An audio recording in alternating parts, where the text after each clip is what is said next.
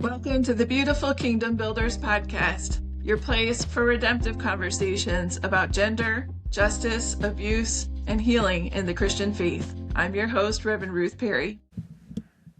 Today's conversation is one that feels deeply personal to me because we're talking about something most of us don't even realize is happening inside us. Socialization, and more specifically, gender socialization, and how it shapes the way we see the world, the church, and even scripture itself. My guest is Bob Edwards, a social worker and psychotherapist with degrees in religious education, social development studies, and social work. Bob has been practicing since 1996 and formerly served as director of counseling studies at a multi-denominational Bible college where he taught psychology, sociology, and counseling. And he and his wife, Helga Edwards, also a social worker, lead a ministry called Awake Deborah, where they help people experience freedom and wholeness in their lives and relationships. In this episode, Bob helps us understand how the norms of our culture get inside us, how they become automatic, invisible lenses through which we interpret everything. We talk about how patriarchal socialization can shape the way we read the Bible, the split-second judgments our brains make before we are even aware of them, and the real spiritual and emotional cost when people, especially women, are told their God-given gifts don't belong. I'm grateful especially that Bob was willing to have this conversation as he is dealing with long COVID since 2021. We kept our conversation brief to accommodate his health limitations, but if you want to learn more about this topic, there is a link to an older and much longer teaching from Bob on this topic in the show notes and on my blog, thebeautifulkingdombuilders.com. This is a conversation about unlearning, about healing, and about removing some of the stones that have stood in the way of people fully walking toward Jesus. Thank you so much for being on the podcast today, Bob. Let's just dive right in. My first question for you is, what is socialization generally and gender socialization specifically? Okay, well, socialization is really the process by which groups convey their norms to its members. There's lots of examples we could think of, everyday examples. One would be table manners. When I was growing up, in our household, we learned that when you cut your food, you held your fork in your left hand, but then you had to switch to the right hand before you ate the food. And apparently that was in etiquette books from the 1920s and the 1950s. Another everyday example of socialization is just like rules of the road. In North America, you drive on the right, and Great Britain, drive on the left. And maybe there was a reason for it at one point, but it's just a custom. And gender socialization relates to how different, each gender functions in a social group, what the norms and customs for that gender. How does that socialization process happen? Yeah, well, there's essentially three processes that happen. One is overt instruction. So like I mentioned, the etiquette books, you'll be instructed how to function in a society. The other is role modeling, where people just act as if certain things are true, certain things are a given. And the third process is really called reinforcement. So if you do what the group expects of you, there's different ways you can be rewarded. And if you don't do what the group expects of you, there's different ways you can be punished, is probably the best way to say it. If I would eat with the wrong hand, for example, one of the adults at the table would give me the look. And the look is a form of reinforcement. And if you drive on the wrong side of the road, you're likely to get immediate feedback from your environment of a variety of kinds, from natural consequences to law enforcement. So yeah, those are essentially the three processes that help us be socialized into a group's set of norms. So your group will socialize you, and then how does that become internalized? Yeah, that's a good question. So at some point, these external messages, we take ownership of them ourselves. And really, you can tell when that has happened by how you feel when you see somebody eating with the wrong hand. If it's like I see a person taking a bite and the fork is still in their left hand and it feels wrong to me, then I know that I've internalized that. What used to be an external message is now something that's coming from within. How does this create a cognitive lens, which affects our automatic perception? Yeah, so it's interesting. Colleges refer to it as automatic appraisal. So it's like, again, the example of the fork in the wrong hand. My experience will be that I just see that as wrong. I'm watching it and it's wrong.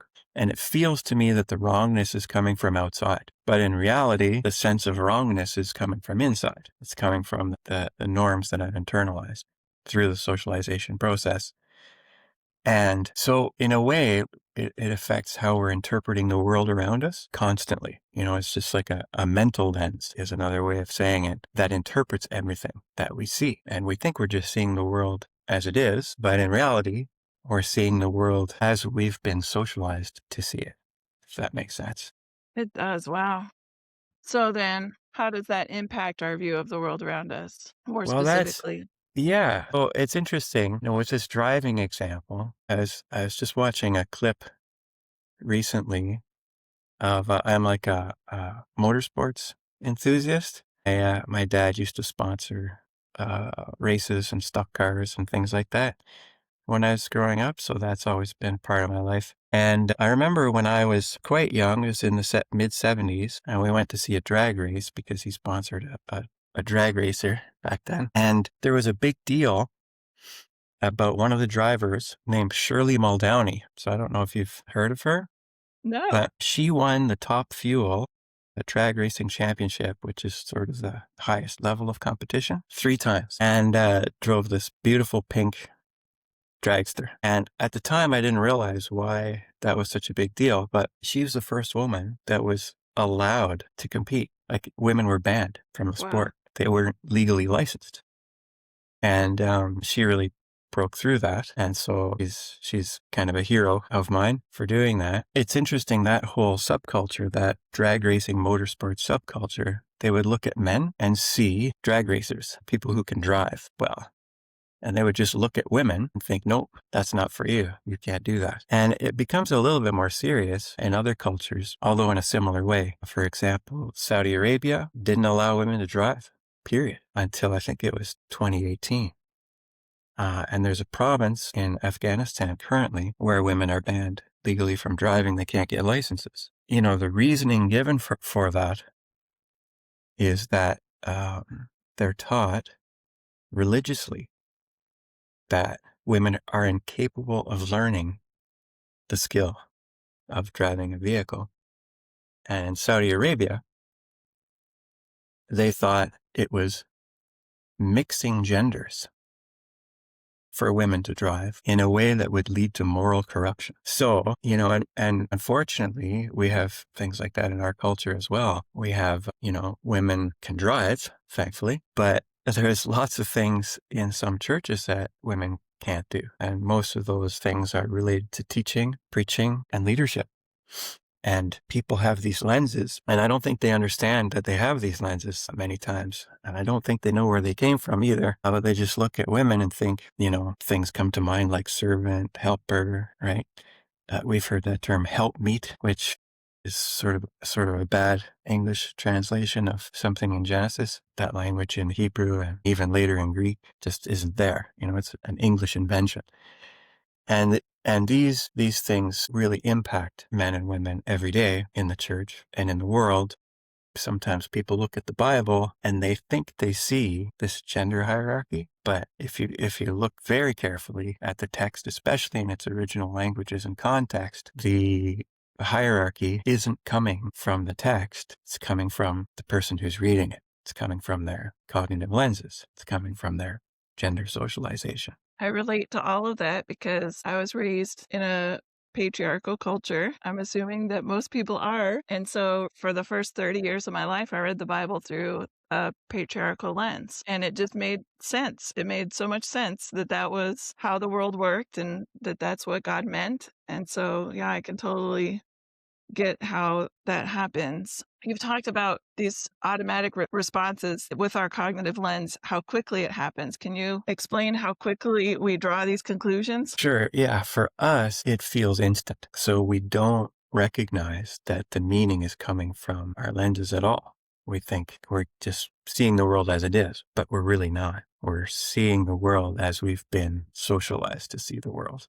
And I remember I was reading one neuropsychology text many years ago, and the time was measured in millionths of seconds. So I think it was a fraction of a millionth of a second that our brain assigns those meanings. In fact, it's called stimulus coding. And one of the reasons we don't realize it's coming from inside is because it happens so quickly, but also because it's subconscious. We don't do it on purpose. Our brains do it automatically, subconsciously, and almost instantly. So it's tricky. So that an example of that then would be seeing a woman behind the pulpit and just immediately saying no. Yeah, I've seen that, unfortunately, where I was at a multi-denominational Bible college teaching for many years, and there was an occasion at a chapel where a woman was speaking and teaching and preaching and to men and women.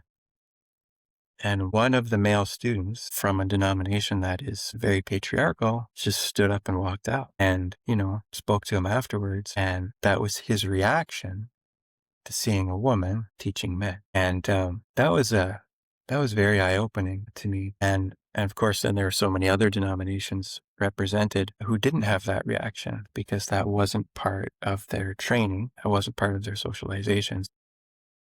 Yeah, and when I was teaching there, I saw and heard a lot of things that really, really broke my heart, to be honest with you. Women who felt called to express their spiritual gifts, which come from God, right? Like our spiritual gifts come from God. They don't depend on anything from us, least of all our gender. That's not where the power of God, the love of God, the grace of God comes from. We're just the vessel, right? We're clay vessels, and all that grace and love and spiritual power comes from God. But yeah, women were being told by some of their male classmates that their call to ministry must come from the devil. That was one of the worst things I think I heard. And they got reinforcement, like negative reinforcement sometimes from their peer group anytime they would try to express their gifts. And I remember praying about that because it was so disturbing to me. And, God, what do we do with this? And I had this really powerful vision while I was praying. I was so vivid, it was kind of like I was dreaming, but I was awake. And I saw Jesus with his arms open, inviting all these women to come to him, and on the path to Jesus were all these sharp stones. And the women were cutting their feet on these sharp stones. And some were still limping towards him, right? Oh, sorry. But others left the path altogether and were just sitting down, bleeding in tears. And so in that experience, I just asked God, what can I do? Right? I haven't thought about this in a while. Sorry. It's like when I think about it, I relive it, Yeah. He just said, Bob, you can remove some of the stones. Just start picking up stones, right? And so, I said, okay, yeah, I will do my best. I don't do it perfectly, but God helping me, that's what I feel like he's asked me to do, is to remove the stones. So, Helga and I have done that together. It's my wife and I try to do that again by example and through teaching, and through encouragements. Yeah, I felt like God really met me there, gave me some What a direction. powerful vision and what a powerful calling. That was a calling from God, and you've certainly been fulfilling it. And you've moved some stones for me, Bob, that I'm really grateful for Thank because God. it's quite the process trying to unlearn that conditioning. Yeah, for sure. And I didn't realize just how powerful my background was in my life until I encountered your work about conditioning, and I'm really grateful. I'm going to share a YouTube video in the show notes where you talk about this in length and you go into different theologians who are interpreting and translating scripture through a patriarchal cognitive lens. And that's just really important for us to know. How does awareness of our socialization and our cognitive lenses weaken or strengthen our faith, do you think, Bob? Well, so I do want to touch on one of those theologians, because it's been so prolific, in his writing and his influence is St. Augustine. And he's very open, in Confessions. He writes something called Confessions about the influence of Neoplatonism on his theology. And he had a mentor named Ambrose who introduced him to this. So he had a role model that embraced it, and then he had instruction, and he got all kinds of positive reinforcement for choosing this path. And he says that he made sense of the Bible and God through the lens of this ancient Greek philosophy. And unfortunately, that particular ancient Greek philosophy is extremely patriarchal. And just to give you, for instance, when he read Genesis, where Adam says of Eve, "This is bone of my bones, flesh of my flesh," meaning, oh, at last somebody like me, right? Somebody comparable to me. Augustine didn't see it that way. And he writes about this in one of his letters and says, so we see woman stands for flesh. Therefore, the man must stand for the spirit. Therefore, just as the flesh must be subordinate to the spirit, women must be subordinate to men. So that's what he saw when he read that passage. But that's not what the passage says. That's not what's there. But he evidently didn't recognize his lens, which is so often the case. And so you ask, does this strengthen or weaken our faith when we explore these things? And I mean, for me, it was a tremendous encouragement to my faith, because our culture is fallen. Humanity has fallen into sin, and our cultures are filled with injustices and biases and prejudice and fear and a felt need for control. And we can project that onto the Bible, start calling things like that God's will. And sometimes we're even seeing that today, even at a national level. Things we've seen in the church and been speaking out against, we're now seeing in government. But when we do this kind of work, right, with humility and prayer and study, we can begin to peel away these layers of bias, prejudice, and injustice that are those sharp stones that stand between us and God. So I do believe it can strengthen our faith, and I think it's God's work. Amen. Thank you so much for being faithful to that calling, you and your so wife. Thankful I could be, and I'm glad I could do this today. Thank you so much for having me. God bless. God bless you too.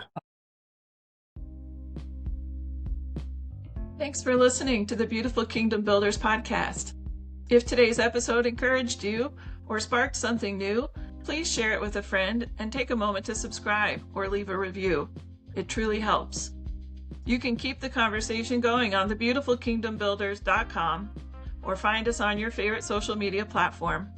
I'd love to hear your thoughts and questions. I'm Reverend Ruth Perry. Thanks for joining me, and may grace and peace go with you this week.